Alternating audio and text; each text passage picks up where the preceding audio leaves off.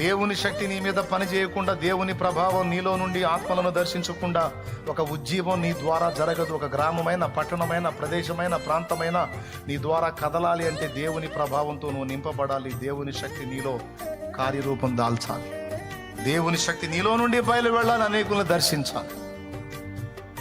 సేవకుడు సేవ సంబంధమైన విషయాల గురించి చెప్తున్నా, అది జరిగేంత వరకు దేవుని సన్నిధిలో ఓపికతో కాచుకోవాలి.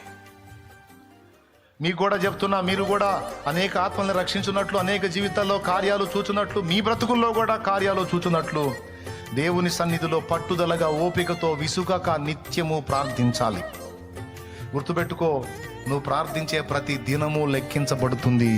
నువ్వు ప్రార్థన చేసే ప్రతి సమయము లెక్కించబడుతుంది, సంఖ్య రాయబడుతుంది. తెలుసా?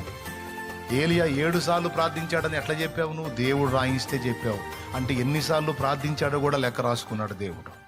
రిజల్ట్ వచ్చేంత వరకు ఎలీషా ఎన్నిసార్లు మునగమన్నాడు నయమాన్ని? 7 మార్లు. 7వ మారు మునిగినప్పుడు వాని దేహము పసిపిల్ల వాని దేహము వలె మారిపోయింది. దేవుడు ఏం చెప్తున్నాడో, దేవుడు ఏం రాయించాడో దృష్టి పెట్టాలి సోదరులారా. ఆవేశంతో పరిగెత్తడం కాదు, అన్నీ అయిపోవాలి, ఇప్పుడే అయిపోవాలన్నీ అని తపన పట్టం కాదు. దేవుడు టైం ప్రకారం పనిచేస్తాడు, కాలానుగుణంగా పనిచేస్తాడు, సందర్భాన్ని బట్టి పనిచేస్తాడు. ఫైనల్గా చెప్పాలంటే దేవుడు మన సర్వెంట్ కాదు, దేవుడు మన రాజు.